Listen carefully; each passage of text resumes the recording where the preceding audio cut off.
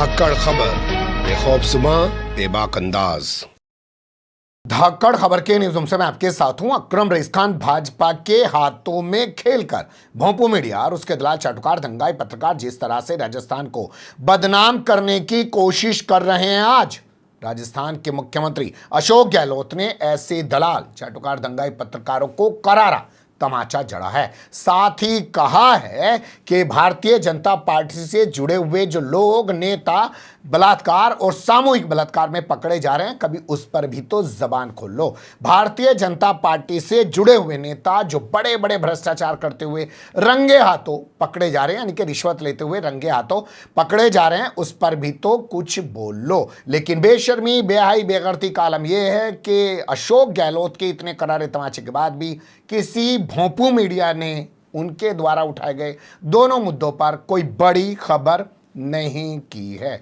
कैसे कैसे अशोक गहलोत ने आज फिर से एक बार मीडिया को नंगा करने का काम किया है और नंगे हो जाने के बाद भी मीडिया ने किस तरीके की बेशर्मी दिखाई है, इस खबर में वही आपके सामने रखने जा रहा हूं। पहले सुन लीजिए अशोक गहलोत के इस छोटे से संबोधन को, जिसमें वो बात कर रहे हैं संस्कारी बलात्कारियों की। ये माहौल जो राजस्थान में बनाया जा रहा है जानबूझ करके, जबकि राजस्थान बहुत ही शांतिप्रिय प्रदेश है, मणिपुर से तुलना करके बदनाम करने का प्रयास हो रहा है। कुछ घटनाएं हुई है, हर राज्य में घटनाएं हो रही है, इनको मध्य प्रदेश की घटना नहीं दिखती है जहाँ बीजेपी का एमएलए पूर्व एमएलए का बेटा उसमें शामिल है। जोधपुर में 2-3 लड़के थे, एबीवीपी के लड़के थे, उन्होंने उस बच्ची का रेप कर दिया, गैंग रेप कर दिया, उसको इनकी जिक्र नहीं करेंगे। और बजरंग सेना बनी हुई है अलवर के अंदर, उसके कार्यकर्ता ने रेप किया, उसकी चर्चा नहीं करेंगे। तो मैं कहना चाहूँगा ये जो रेप हो रहा है, ये अत्याचार हो रहा है, इसमें हम सब मिलके समाज को शिक्षित करें, उनको मोटिवेट करें, परिवार में ध्यान रखें बच्चों का भी। सुन लिया आपने, मध्य प्रदेश में भारतीय जनता पार्टी के नेता का बेटा सामूहिक बलात्कार में पकड़ा जाता है। दतिया में इस घटना को अंजाम दिया जाता है और जहां आप जानते हैं दतिया वो इलाका है जहां से मध्य प्रदेश के गृह मंत्री नरोत्तम मिश्रा खुद आते हैं, लेकिन कुछ नहीं किया जाता है।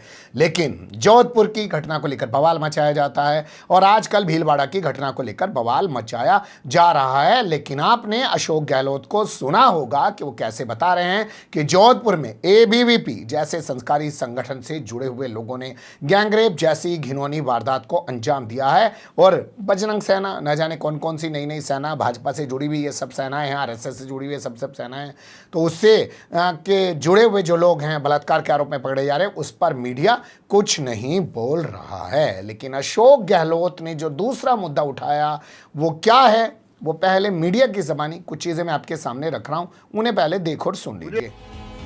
और चलिए खबरों में आगे बढ़ते और अब बात करते हैं जयपुर की, जहां पर एंटी करप्शन ब्यूरो की कार्रवाई हुई है और मेयर मुनेश गुर्जर के पति को हिरासत में ले लिया गया है।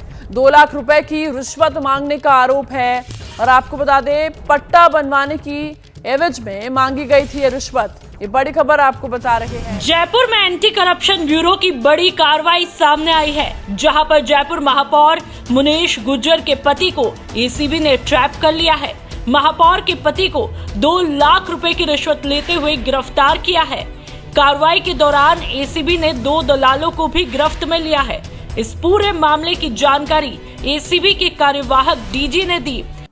एक के बाद एक 2 चैनल्स की क्लिप हमने आपके सामने रखी। दोनों चैनल्स बता रहे हैं कि जयपुर से भारतीय जनता पार्टी की जो संस्कारी मेयर है, जिसका नाम है मुनेश गुर्जर, उसका पति है सुशील गुर्जर, 2 लाख रुपए की रिश्वत लेते हुए एसीबी एंटी करप्शन ब्यूरो ने उसको रंगे हाथों पकड़ लिया। 2 दलाल भी गिरफ्तार कर लिए हैं। जमीन का पट्टा आवंटित करने के नाम पर वो पूरा खेल खेल रहा था। अब इसके बाद होना क्या चाहिए था, विस्तार से बात होनी चाहिए थी कि कैसे भारतीय जनता पार्टी की मेयर भ्रष्टाचार में डूबी हुई है, लेकिन पूरी खबर को दबाने छिपाने का प्रयास किया गया। एक चैनल ने छोटी सी चीज दिखाई है, वो मैं आपके सामने रख रहा हूं, उसे भी देखो और सुन लीजिए।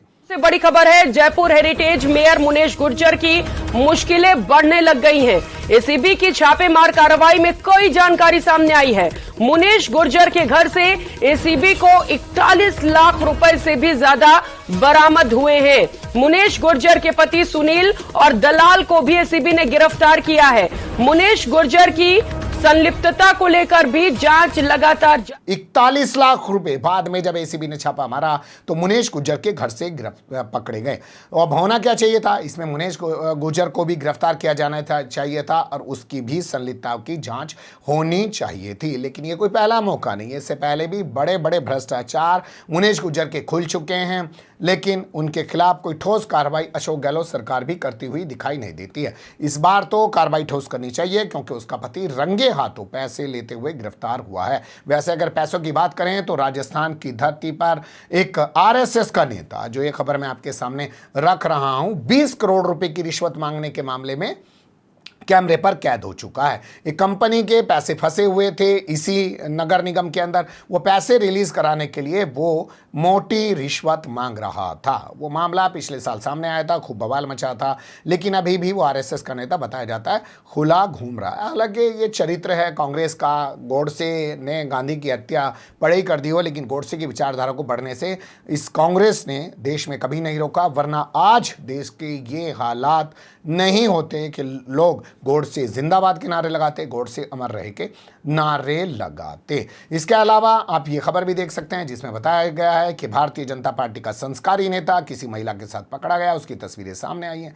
यानी हर तरफ से चाल चरित्र और चेहरा इनका, चाहे भ्रष्टाचार का हो, रंगरलियां मारते हो, बलात्कार का हो, सामूहिक बलात्कार का हो, उजागर होता रहता है, लेकिन मीडिया दिखाता नहीं है। अब आपके सामने मैं रख रहा हूं कैसे इस मुद्दे को, भ्रष्टाचार वाले मुद्दे को अशोक गहलोत ने उठाया है, वो भी देखो और सुनो। मुझे दुख इस बात का है, जिन राज्यों में एसीबी काम नहीं कर रही है, एक राज्य यूपी है जहाँ किसी भी अधिकारी को अरेस्ट करने के पहले आप सीएम से परमिशन लो, मैंने सुना है। उन राज्यों में तो करप्शन है ही नहीं, क्योंकि आपको परमिशन लेनी पड़ती है, परमिशन मिलती नहीं है। आज तक किसी को परमिशन मिली नहीं है। जब परमिशन मिलती नहीं है रेड करने की, हमारे यहाँ एसीबी में कोई इंटरवेंशन नहीं करता है, कोई, ना तो सीएम के पास में, ना गृह मंत्री के पास में, ना एसीबी मंत्री में खुद हूँ, उनके पास आने की जरूरत है। यहाँ कलेक्टर अरेस्ट हुए हैं, एसपी अरेस्ट हुए हैं, आरपीसी के मेंबर अरेस्ट हुए हैं, मेयर के हस्बैंड अरेस्ट हो रहे हैं, आईआरएस अरेस्ट हो रहे हैं। कई हमारे केंद्र सरकार के जो अधिकारी हैं उनको भी पावर है एसीबी को, राजस्थान में जो काम करते हैं, चाहे वो केंद्र सरकार के अधिकारी को नहीं हो, उनको अरेस्ट करने की पावर भी एसी के पास में है। उसका हम पूरा यूज कर रहे हैं। जब पूरा यूज कर रहे हैं तो पब्लिक को भ्रमित कर रहे हैं लोग कि रास्ते में चक्कर में देखिए रोज पकड़े जा रहे हैं। अरे पकड़े जा नहीं, हम पकड़वा रहे हैं, हम पकड़वा रहे हैं उनको। उसको अप्रिशिएट करो। अगर थोड़ी बहुत में जमीन तुम्हें बाकी बचा तो आप जनता को गुमराह कर रहे हो। जनता बहुत समझदार है, समझती है। और राज्यों में ना छापे पड़ते हैं। हिंदुस्तान में एकमात्र एसीबी राजस्थान की है जिसने कीर्तिमान स्थापित किए हैं। वो हम लोगों के मोटिवेशन लिए किए हैं, हम लोगों ने पूरी फ्रीडम दे रखी इसलिए किए हैं, ये भी दावे के साथ कह सकते हैं।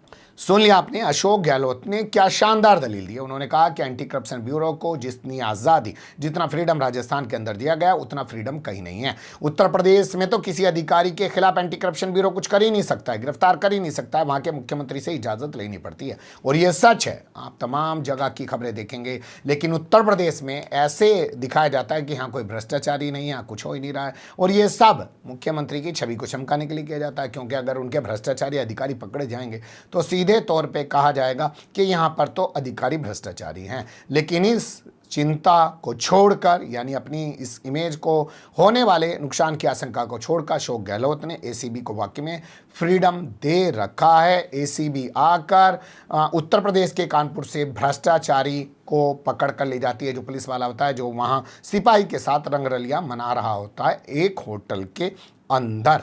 लेकिन और जगह पर ऐसा कुछ नहीं होता है।